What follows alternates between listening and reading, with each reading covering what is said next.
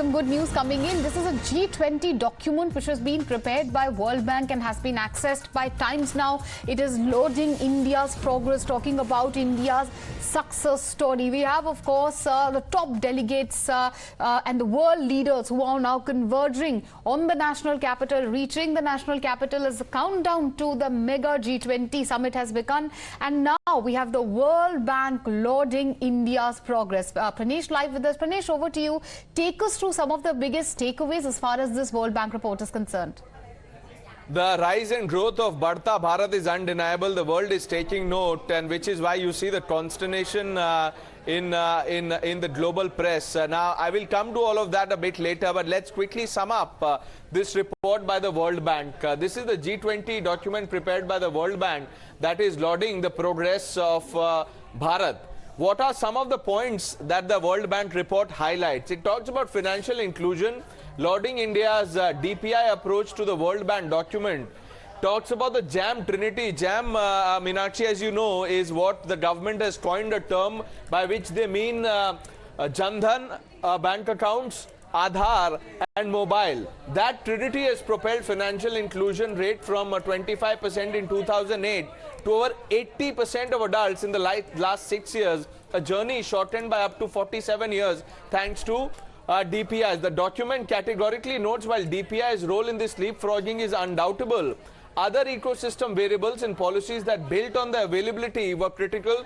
These included interventions to create more enabling legal and regulatory framework, national policies to expand account ownership, leveraging Aadhaar for identity verification.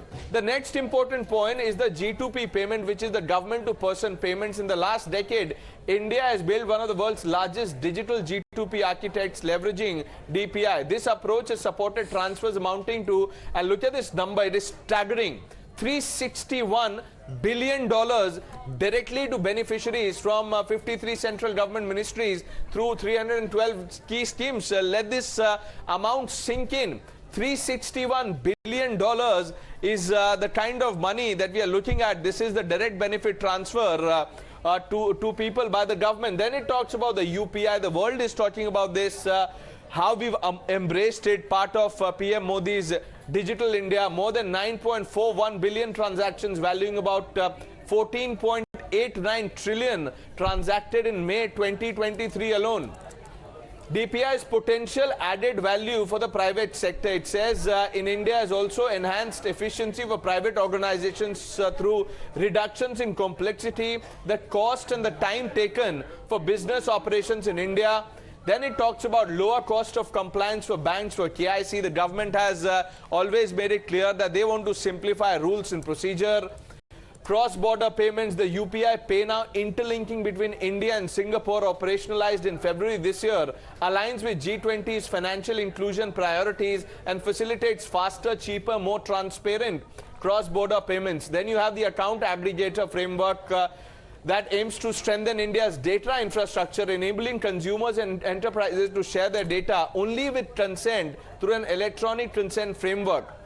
Then you have other points, and the last is data empowerment and protection architecture, where the government says that individuals' control over the data, enabling them to share it across providers, that is sacrosanct, and the government is taking steps to make it more robust.